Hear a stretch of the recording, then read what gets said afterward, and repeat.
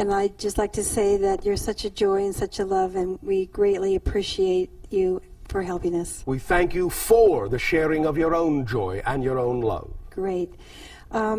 Speaking of yesterday, 1986, the summer of 1986. Yes. I was in Calabasas in the hills with a group of people attending a sky watch. Yes. Daryl was there, but he doesn't quite seem to remember, but I do remember seeing him. And we did, in fact, witness a UFO mothership. It was huge. And it was absolutely exciting. All right. They had red running lights, and the really neat part about it is they flashed their lights at us twice as to say hello, hi. Yes. And ever since then, yeah, and I remember one time you did tell me, yes, you did see that, but I never asked who they were. And I've been trying to figure out who it was. I had 3 ideas, but I'm not sure, and I thought maybe you could help me on them, and the feeling of that they were family or friends or something. Yes. Very connected to me. It was a combination of beings, some of whom were gray, some of whom were hybrid, some of whom were Pleiadian, some of whom were Sirius. Wow, well that's there was one group, Ashtar Command, that I originally felt that I was told they were, but I never felt. Thank you, because I felt it was something different. Yes.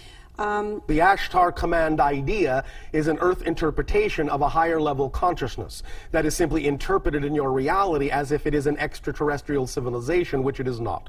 Okay. Well, they were friendly, and I was just so excited to see that. Thank you. Been asking to see again.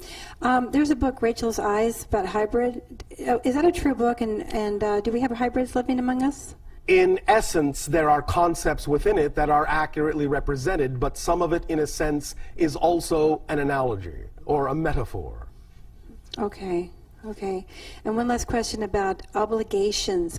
Obligation. Versus guilt. I mean, I realize today that I can be passionate about the obligations that I have to perform. Yes. And well, it's about being responsible to, not being responsible for. Responsible to myself? And to others. Okay. Being yourself is being responsible to others. Okay, But great. you cannot be responsible for others. Right. That I understand. Okay, now here's my dilemma. Yes. I'm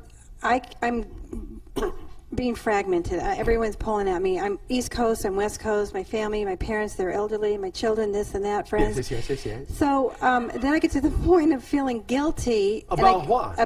I start to get angry. My obligations turn into a little bit of frustration and anger because everyone wants a piece of me and I don't have a piece of me.